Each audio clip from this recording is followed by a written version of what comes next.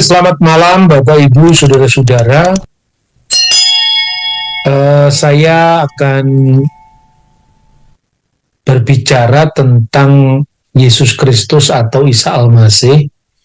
Itu sosok yang sama atau berbeda, atau sebagaimana tadi disampaikan, ataukah itu adalah penafsiran dari tradisi agama atau tradisi iman yang berbeda-beda. Nah, untuk itu saya akan lebih banyak menyoroti dari aspek sejarah dan kemudian nanti baru makna teologisnya. Nah, saudara-saudara terkasih dalam Tuhan, gereja itu sudah berjalan hampir 2000 tahun silam. Sejak pertama kali gereja itu berdiri pada saat pencurahan Roh Kudus pada hari Pentakosta tahun 33 Masehi. Kemudian gereja bertumbuh dalam kebudayaan yang berbeda dari induknya yang adalah kebudayaan Yahudi, karena kekesanan muncul dari rahim keyahudian, kemudian berkembang ke wilayah yang lebih luas, yaitu wilayah Asia Kecil, kemudian Syria, kemudian sampai ke wilayah barat, Roma, Konstantinopel, ke wilayah timur, Alexandria, Mesopotamia, dan negara-negara Arab. Nah, dalam konteks seperti itu, maka selain gereja di Yerusalem, ada gereja mula-mula yang dikenal setelah Yerusalem adalah Antioquia. Nah, gereja di Antioquia itu sekarang wilayah Turki, bagian selatan, dulu wilayah Syria Raya. Nah, di sanalah orang-orang Kristen itu pertama kali disebut Kristen. Dari Kisah Rasul pasal 11 ayat 26, murid-murid Yesus itu disebut Kristen, itu di Antioquia. Nah, gereja masih mengalami pasang surut, khususnya bukan sekedar persoalan politik di mana terjadinya perang Yahudi pertama yang disulut oleh pemberontakan orang-orang Yahudi yang dipimpin oleh kelompok Zelot, dan Zelot ini adalah kelompok Parisi yang kemudian berakhir dengan dihancurkannya bait suci oleh Jenderal Titus tahun 70 Masehi. Namun kemudian Rabi yang sangat senior namanya Yohanan bin Zakkai itu meminta damai ke Roma dan diizinkan orang Yahudi memiliki komunitas untuk menyambung kehidupan religius mereka di satu wilayah namanya Yabne atau Yamnia. Disinilah Yudaisme muncul, secara khusus mereaksi tentang munculnya komunitas Kristen yang muncul dari sesama bangsa mereka. Nah, disinilah kemudian terjadi ketegangan pertama antara orang Yahudi dan orang-orang Yahudi yang percaya Yesus yang disebut sebagai orang Nasrani. Nah, maka Paulus pernah disebut sebagai salah seorang pemimpin sekte Nasrani dalam Kisah Rasul 24 ayat 5. Tapi sebutan Nasrani ini sebutan yang disematkan oleh orang Yahudi terhadap sekte yang tidak mereka sukai. Sebagaimana orang Parisi juga tidak menyukai sekte Saduki, tidak menyukai sekte Eseni. Sebaliknya orang Eseni tidak suka dengan sekte Saduki dan Parisi. Dan sekarang ketambahan satu lagi, yaitu kelompok Yahudi yang percaya Yesus yang dinamakan kelompok Nasrani atau Nosrim. Maka di Yerusalem muncul gereja dengan latar belakang Yahudi, dan di Antioquia berlatar belakang bukan Yahudi. Dari kalangan orang-orang Yahudi di Yerusalem masih bisa dibagi dua, yaitu orang-orang Yahudi lokal yang disebut orang-orang Ibrani. Mereka berbahasa Ibrani dan berbahasa Aramaik, tapi juga ada orang-orang Yahudi yang berbahasa Yunani. Biasanya dilakukan oleh orang-orang Yahudi diaspora. Itulah sebabnya dua kelompok ini juga disebut dalam Kisah Rasul pasal 16 ayat 1, yaitu anggota jemaat yang disebut orang-orang Yahudi yang berbahasa Yunani dan orang-orang Ibrani. Sejarah masih terus berlangsung ketika terjadinya perang Yahudi kedua tahun 132 sampai 135 mereka menang. Tapi kemenangan ini menimbulkan perpecahan yang luar biasa karena orang-orang Nasrani, orang-orang Yahudi yang percaya Yesus tidak mau bergabung dengan gerakan mereka. Mengapa? Karena Rabi Akiba memproklamirkan Simon Bar-Kokhba sebagai Mesias Israel. Sekalipun pemberontakan Yahudi ini sempat menang dan berjaya sebagai kerajaan selama 3 tahun, namun orang-orang Kristen sama sekali menolak dan mereka melakukan hijrah atau pindah dari Yerusalem menuju ke tempat yang disebut Pela, salah satu dari kota-kota yang dikenal Dekapolis. Nah, di sanalah skisma antara Yahudi dan Kristen semakin jelas, semakin berbeda, semakin terpisah. Jadi kalau dulu orang-orang Kristen yang berlatar belakang Yahudi masih berada di sinagogi yang sama, sehingga dalam surat Yakobus pasal 2 itu rumah ibadat Kristen juga masih disebut sinagogi. Dalam Alkitab terjemahan bahasa Indonesia diterjemahkan kumpulanmu. Tempat kumpulan itu aslinya adalah sinagogi. Tapi lama-kelamaan eklesia itu mendapatkan pemahaman baru yang semakin jauh dari budaya Yahudi semula, lalu muncullah yang disebut Kristen bukan Yahudi.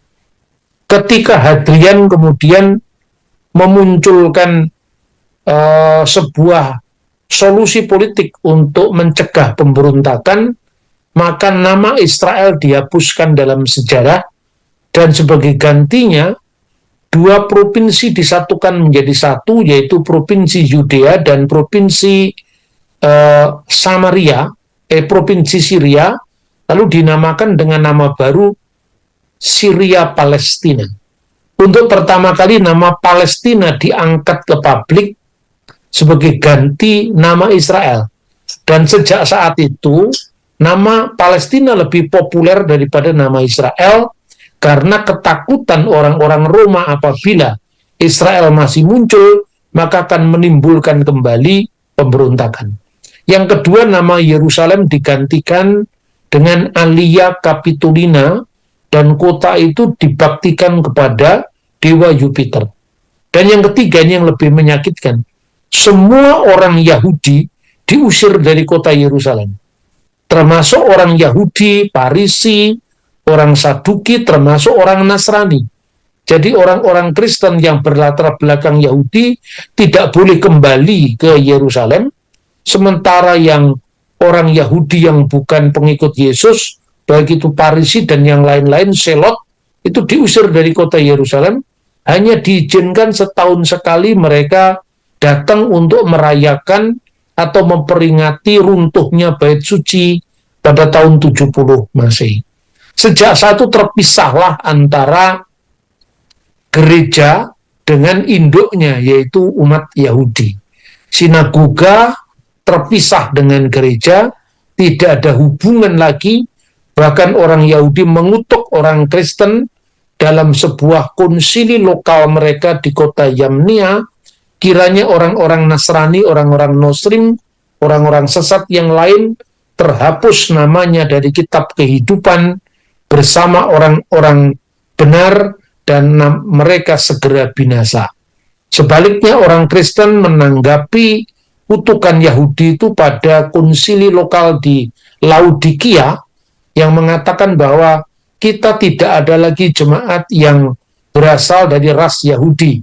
Makanya gereja sekarang tidak perlu lagi harus melakukan segala macam yang berbau Yahudi, sekalipun anggota mereka masih ada yang minoritas Yahudi, yaitu Yahudi diaspora yang tersebar di wilayah Asia Kecil dan sekitarnya. Ini kira-kira latar belakang munculnya nantinya sekte yang disebut sekte Nasrani. Akibatnya, saudara-saudara, dalam perkembangan sejarah, nama Nasrani itu tidak dipakai lagi oleh gereja mula-mula. Karena apa? Karena ada perkembangan sejarahnya, di mana lambat laun nama Nasrani itu dibajak oleh sekte-sekte bidat Kristen yang mereka ajarannya semakin jauh menyimpang dari ajaran gereja mula-mula. Nah, salah satunya munculnya sekte Gnostik.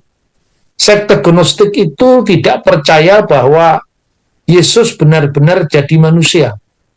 Mereka sudah eksis sejak zamannya masa akhir kehidupan Rasul Yohanes di Pulau Patmos, dan kemudian sampai Rasul Yohanes meninggal di Efesus tahun 96 Masehi. Nah, ketika Yohanes menulis surat-suratnya yang terakhir, itu sebetulnya menghadapi kelompok yang namanya kelompok Gnostik ini. Dan Rasul Yohanes mengatakan fenomena itu munculnya antikristus. Rasul Yohanes mengatakan dalam 1 Yohanes pasal 2 ayat 8, yaitu seorang antikristus yang akan datang. Inilah yang disebut antikristus eskatologis.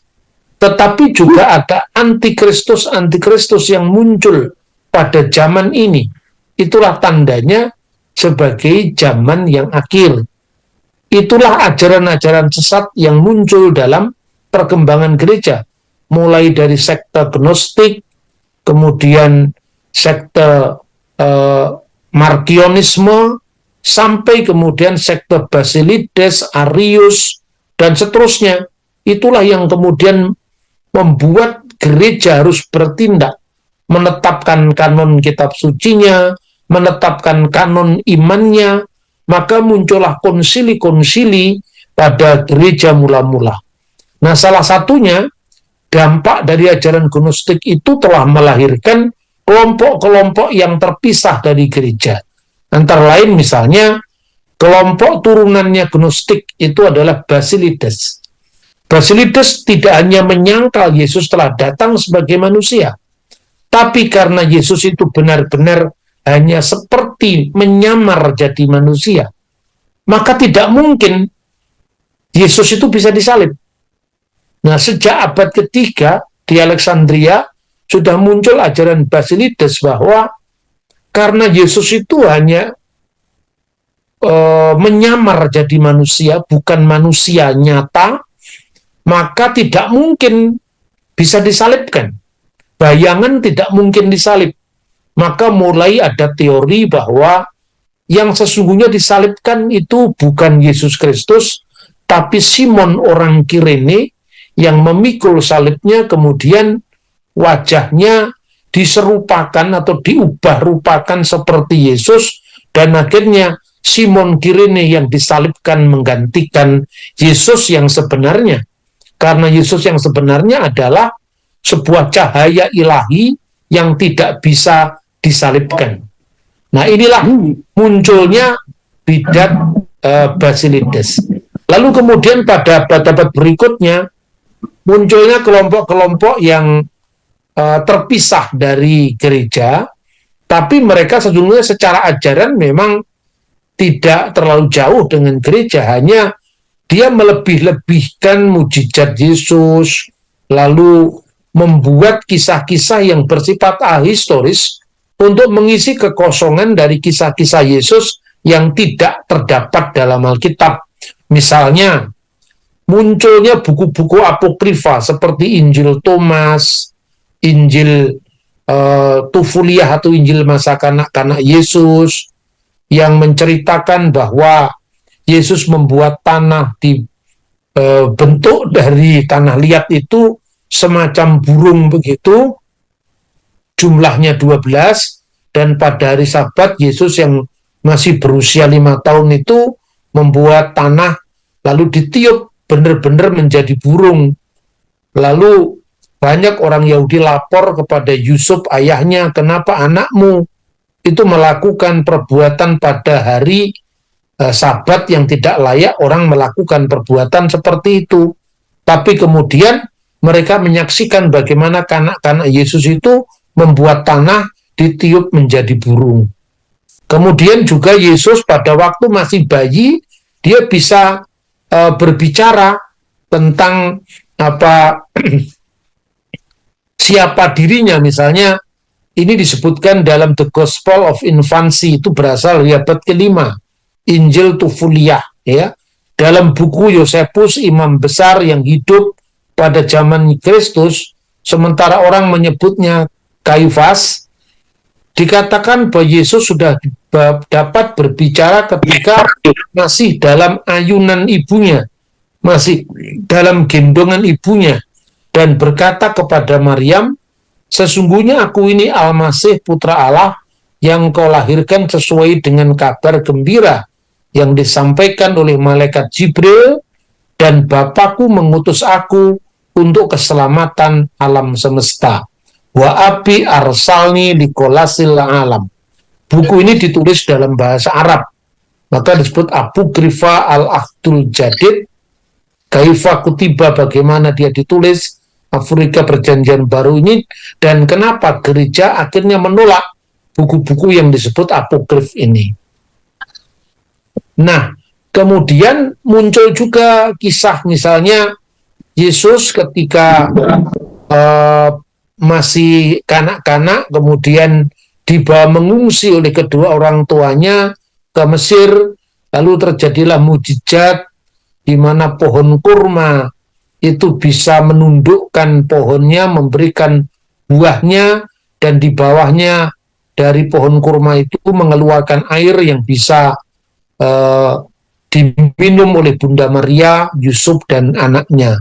Nah, kisah inilah yang kemudian disebut bahwa Yesus seolah-olah kemudian dilahirkan di bawah pohon kurma.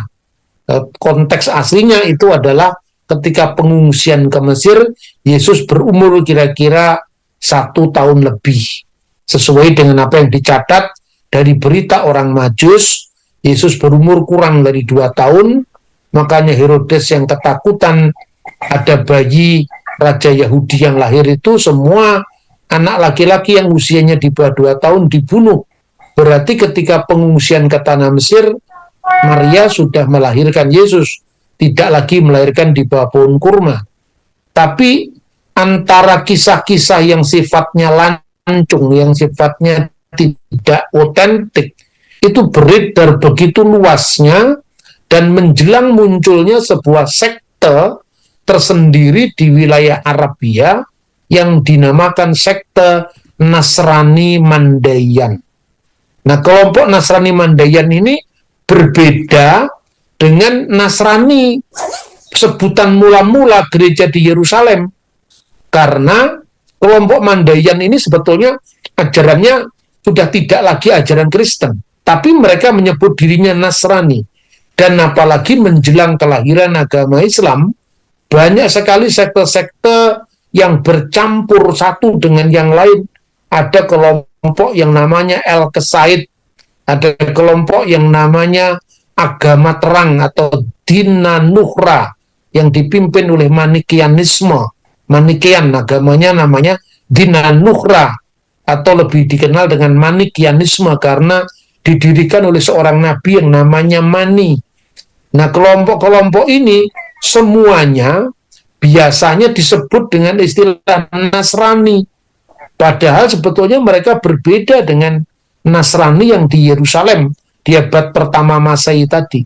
Maka sampai hari ini, kalau saudara-saudara tanya kepada orang-orang Kristen di wilayah Timur Tengah, seperti di Syria, di Mesir, di Yerusalem, Anda tanya apakah Anda seorang Nasrani, pasti orang Kristen akan keberatan menjawab bahwa mereka Nasrani.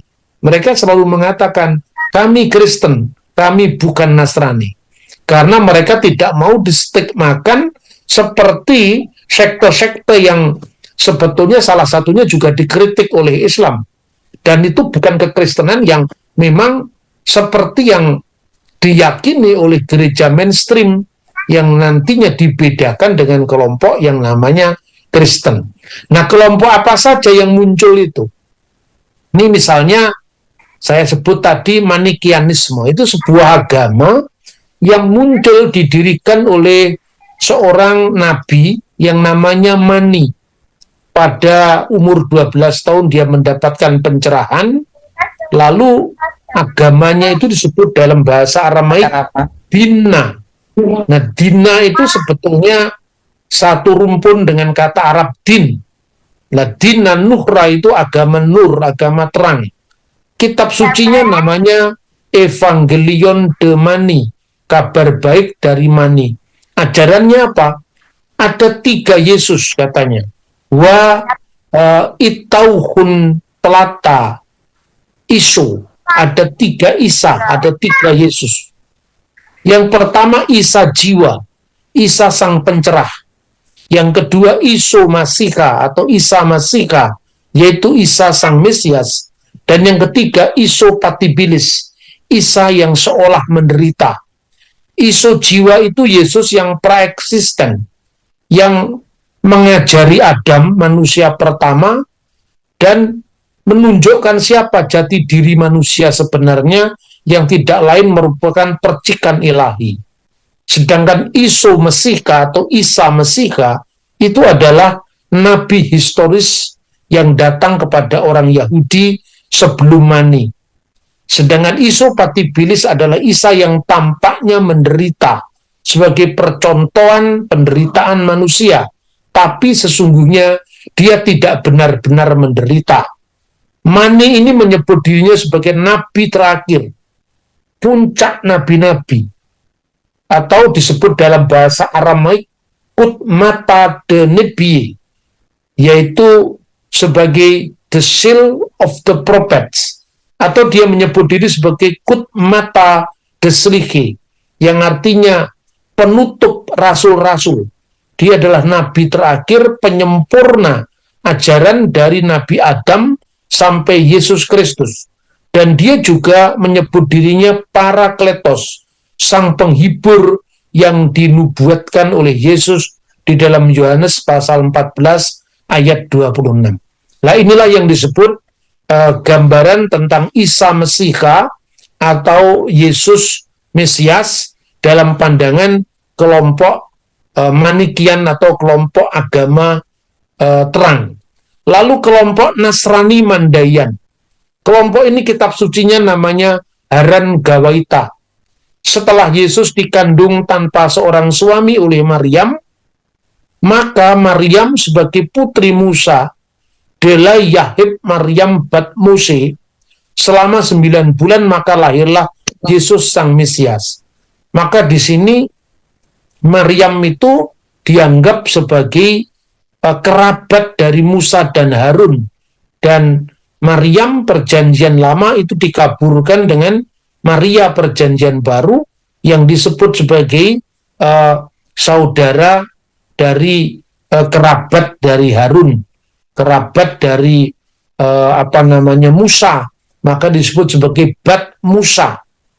Ya, maka Maryam yang disebutkan dalam pandangan Nasrani Mandayan ini adalah putrinya Amram atau dalam bahasa Arabnya Imron, keluarga Imron daripada keluarga Raja Daud. Mereka menyebut dirinya Nasrani. Sekte mereka ini sebetulnya sudah ada sebelum kehancuran klaim mereka, kota suci Yerusalem tahun 70 Masehi. Nah, inilah sekte yang kedua, Nasrani Mandayan. Dan baik itu Nasrani Mandayan, orang El-Kesaid itu yang percaya bahwa nabi yang namanya El-Kesai itu telah mendapatkan wahyu dari seorang malaikat yang mendiktekan firman-firmannya itu, dan malaikat itu ukurannya ukuran besar sekali, seperti seorang raksasa yang mendiktekan firman-firman itu.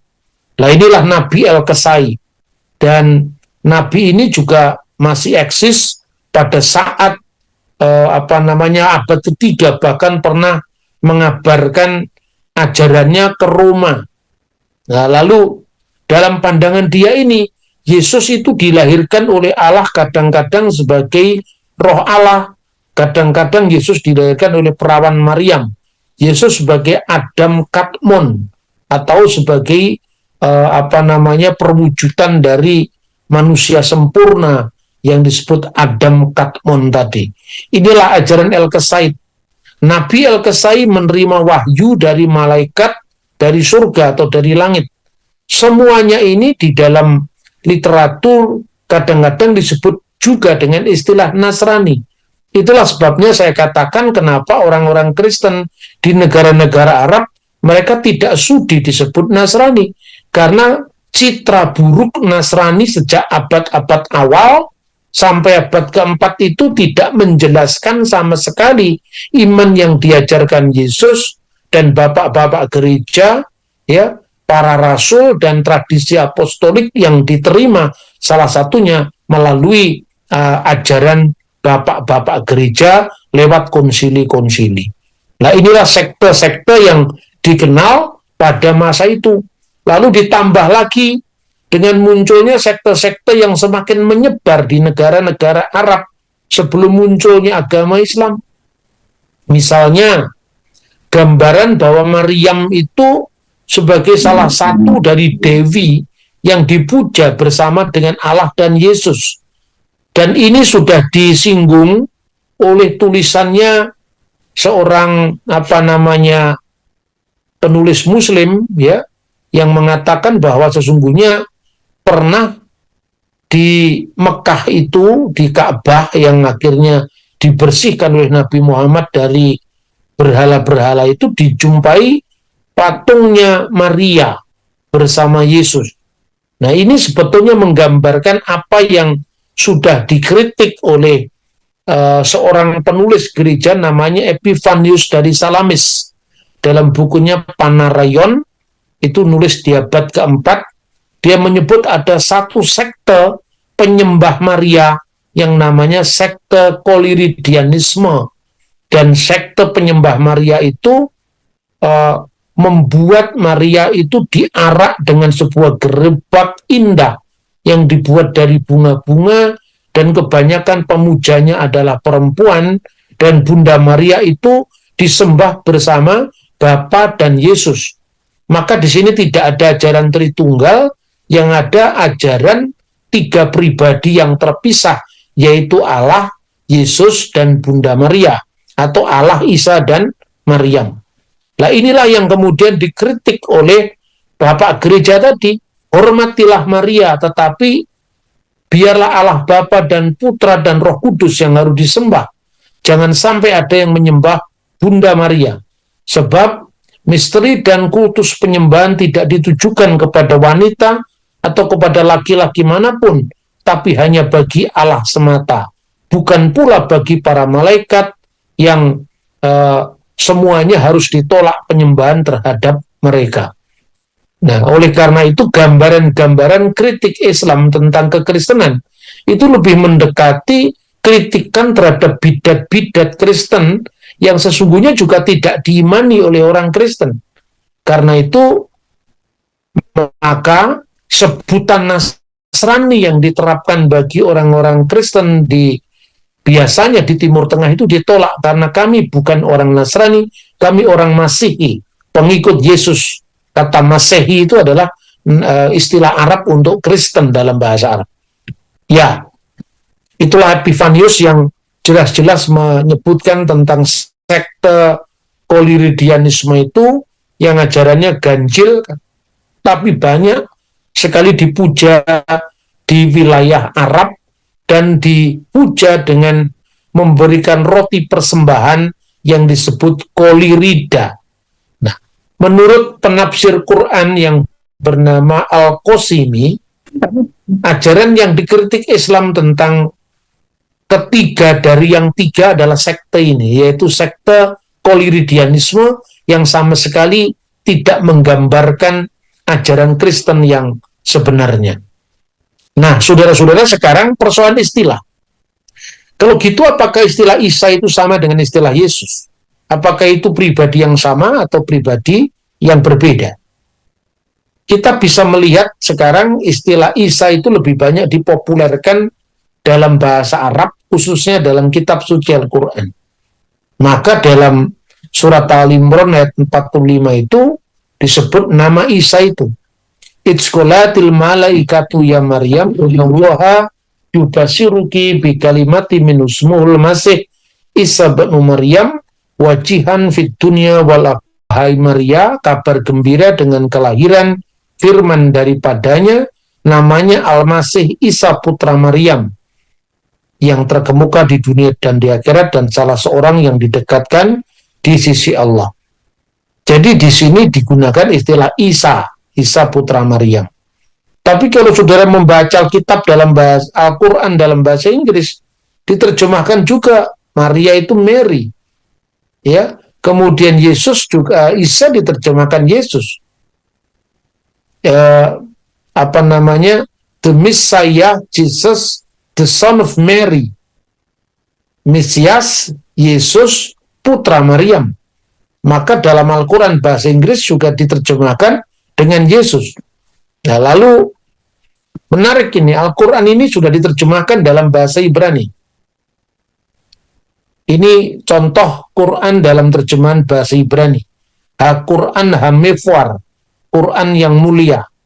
Ada dua yang saya tunjukkan di situ, dan memang wajar saja karena di Israel, di negara Israel itu mayoritas kedua setelah Yahudi itu Islam, bukan Kristen. Jadi kurang lebih dari 15 atau lebih ya penduduk Israel itu beragama Islam. Karena itu wajar, karena mereka tinggal di negara Israel, Quran diterjemahkan dalam bahasa Ibrani. Dan saya tunjukkan di situ bahwa Al-Masih Isa bin Maryam diterjemahkan Hamasiah Yesua bin Miriam. Mesias Yesua putranya Miriam.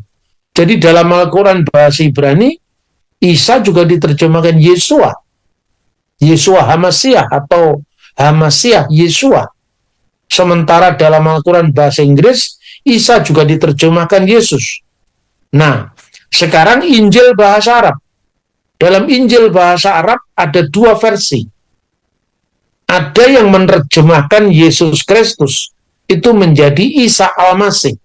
Misalnya Arabic Bible edisi Sharif Translation itu diterjemahkan di situ Isa Al-Masih. Ya, misalnya inilah silsilah Yesus Kristus anak Daud, anak Ibrahim. Itu diterjemahkan Isa Al-Masih ibnu Daud, ibnu Ibrahim. Sementara di dalam teks yang lebih standar, yaitu Alkitab bahasa Arab, lebih umum diterjemahkan Yesua, Yesu Al-Masih. Misalnya, Biblos Genesios Yesus Kristus, diterjemahkan Kitab Millati Yesu Al-Masih. Bahasa Ibraninya, Sefer Tolidot Yesua Hamasiah. Inilah silsilah Yesus Kristus. Ya, dalam bahasa Arabnya yang lebih lazim itu adalah Kitab Millati Yesu Al-Masih ibnu Dawud ibnu Ibrahim, putra Daud, putra Ibrahim. Itu dalam Alkitab bahasa Arab. Tapi juga ada yang menerjemahkan dengan Isa Al-Masih. Jadi bagaimana kita mesti mencikapi? Pertama, secara bahasa. Secara bahasa sebetulnya nama Isa itu sah-sah saja. Karena itu hasil fonetik koresponden. Korespondensi bunyi dari Yesua. Jadi misalnya ya, orang yang tinggal di negara-negara Timur Tengah itu Yahudi, berbahasa Ibrani, kemudian ada orang-orang Kristen yang berbahasa Aramaik seperti Gereja Maronit di Libanon, Gereja Ortodoks Syria di Syria, Gereja Katolik Syria di Syria, Aleppo, kemudian Gereja Assyria Timur Katolik yang ada di wilayah Irak. Itu kalau bahasa Arabnya ada dua versi. Yang pertama menyebut Yesu Mesiha atau Yesu Mesiho, yang satunya Iso Mesiha. Ya, Iso atau Isa. Yesu, Iso, Isa. Nah, korespondensi bunyi itu mirip seperti kalau orang mengatakan Yerusalem dalam bahasa Ibrani, misalnya Salu Shalom Yerusalem diterjemahkan Urusalim. Yesua diterjemahkan Iso, Isoa, Isa. Huruf sin itu menjadi sin, ringan. Seperti kata shalom menjadi salam. O panjang berubah menjadi A panjang. Jadi shalom alaihim. Salam untuk kalian semua menjadi salamu alaikum. Dan kata salamu alaikum itu juga muncul dalam Alkitab bahasa Arab. Misalnya ketika Yesus Kristus bertemu dengan para muridnya dalam sebuah ruangan yang mereka takut sama orang Yahudi, maka wawakofa Yesua, dan berdirilah Yesua bainahum di antara mereka, wakola salamun alaikum, salam untuk kalian semua. Jadi seperti kata shalom berubah menjadi salam dalam bahasa Arab, maka kata Isowa, ya, yudnya itu, huruf Y-nya itu kadang-kadang berubah menjadi I atau Ain. Misalnya Yesayahu, jadi Isaya, Yesaya. Yesaya itu kan Isaya, bahasa Arabnya. Yermiyahu, Yermia, bahasa Ibrani Yermiyahu menjadi bahasa Arab Ermia. Kemudian bapaknya Daud, Yese, menjadi Isai. Maka Yesus menjadi Yeso, Yeso menjadi Iso, Iso menjadi Isa. Sin yang berat menjadi sin ringan. Seperti kata shalom menjadi salam. O yang panjang, yaitu sin, lamed, faf, mim, menjadi sin, lam, alif, mim. Jadi salam. Jadi bukan shalom, tapi salam. Shalom alaihim menjadi assalamu alaikum.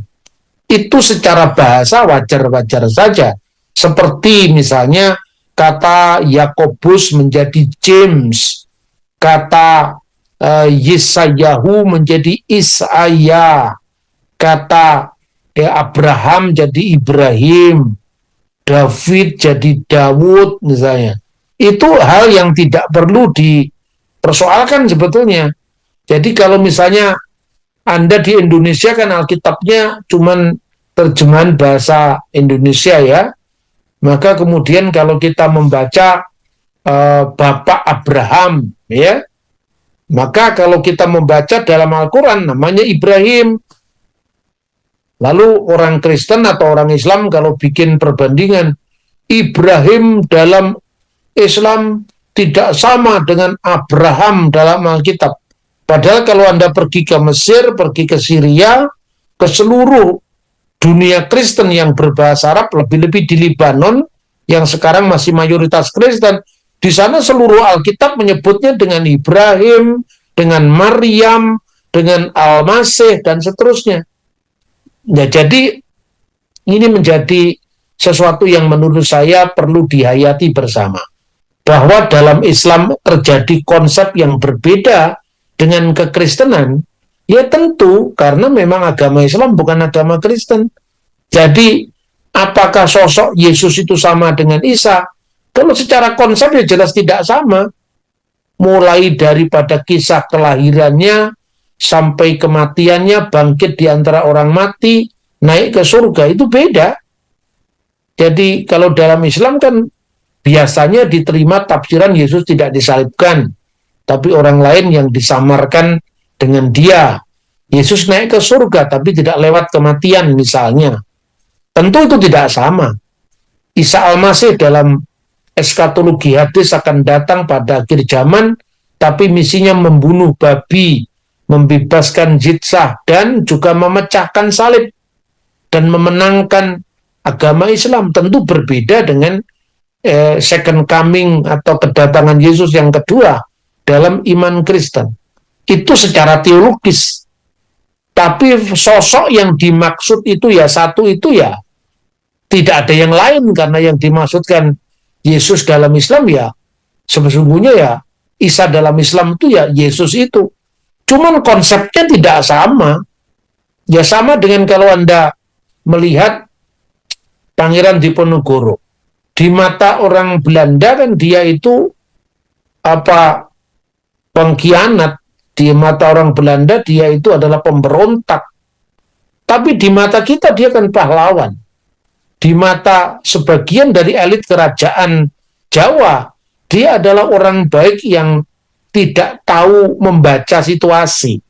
Ya misalnya kayak Serat Kedung Kebu, itu ditulis oleh seorang priayi Jawa yang menyayangkan pemberontakan Diponegoro.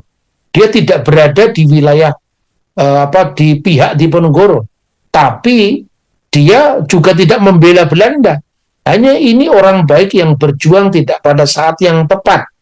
Gara-gara itu maka lihat wilayah keraton kita banyak dikuasai oleh Belanda. Kira-kira seperti itu. Bahwa Diponegoro itu adalah seorang pemberontak, Diponegoro seorang pengkhianat, Diponegoro seorang pahlawan, Diponegoro orang lemah. Itu adalah opini orang tentang sosok yang satu. Dan balah mungkin kalau kira-kira 100 tahun atau 200 tahun kemudian namanya diterjemahkan dalam bahasa Arab, tidak lagi Diponegoro tapi tertulis Diponegoro atau Diponegara misalnya. Ya karena bahasa Arab tidak mengenal O ya, yang kenal U, maka Dipo bukan Dipo misalnya. Nah ini persoalan bahasa lain dengan persoalan konsep yang tadi saya sampaikan. Nah sekarang evaluasi teologis terakhir ini, Yahudi menyebut Yesus, Saksi Yehova dan Mormon menyebut Yesus. Jadi bagi orang Yahudi, ini tulisan polemik, tidak semua Yahudi, Yesus itu adalah kata ejekan, Zimah Semo Wizik Sikranu, semoga mampus dan namanya tidak diingat lagi. Jadi semoga zikir kepadanya tidak ada lagi. Maka huruf ajinnya hilang. Jadi tinggal Yesus. Itu sebutan polemik dari tulisan-tulisan Yahudi pada abad-abad setelah abad ke-3, 4, 5, setelah konflik dengan kekristenan. Tapi saksi Yehova yang tidak percaya dengan Yesus seperti gereja percaya, Yesus itu adalah anak Allah yang menjadi manusia, putra Allah itu adalah Allah sendiri karena firman Allah yang preeksisten itu bersama dengan Allah dan firman itu adalah Allah, itu berbeda. Saksi Yehova tidak sama dengan ajaran Kristen pada umumnya, tapi menyebutnya dengan Yesus, sama persis dengan Alkitab yang kita pakai. Nah, begitu juga orang Yahudi menyebutnya dengan Yesua, tapi dengan Yesu, tapi dengan nada ejekan. Nah, sekarang bandingkan, bagaimana dengan gereja Isa Al-Masih? Gereja yang jelas-jelas menganut ajaran iman Kristen yang benar, percaya dengan Yesus sebagai Tuhan, Putra Allah, Juru Selamat, ya, Putri Tunggal Maha Kudus, Bapa, Putra, dan Roh Kudus. Tapi gerejanya bernama Gereja Isa Al-Masih. Apakah itu gereja yang lain? Jadi Isa dan Yesus dan Yesua itu masalah bahasa, tidak pada masalah konsepnya. Karena dalam Al-Quran bahasa Ibrani juga sebutannya Yesua. Dalam Al-Quran bahasa Ibrani yang tidak mengakui Yesus itu adalah Tuhan, namanya juga Yesua HaMashiach. Dalam ajaran gereja kita, ya gereja yang benar, Yesus Kristus adalah Tuhan. Kita menyebutnya dengan Yesua HaMashiach, Yesus Kristus, bahkan ada yang menyebut Isa Al-Masih, tapi ajarannya benar. Dibandingkan dengan ajaran Mormon, menyebutnya Yesus dan gerejanya disebut The Church of Jesus Christ, tapi ajarannya salah. Lalu mana yang dipilih? Jadi marilah kita bedakan, di satu pihak adalah soal bahasa, di pihak lain adalah konsep teologinya. Karena tentu bahasa itu ya berkembang sesuai dengan dialek, pengucapan, perkembangan dalam sejarah dan seterusnya. Demikian presentasi yang saya sampaikan tentang istilah Yesus Kristus, Yeshua HaMashiach, dan Isa Al-Masih. Semoga membantu kita untuk merefleksi ulang pemahaman teologis kita dan juga kehadiran kita di tengah-tengah masyarakat majemuk yang berbeda dengan kita. Bagaimana kita bersaksi tanpa melukai, tapi kita juga ramah secara budaya, tetapi juga secara otentik kita tidak kehilangan asin garam kita untuk menyatakan kebenaran Injil di tengah masyarakat yang berbeda-beda. Tuhan memberkati. Terima kasih.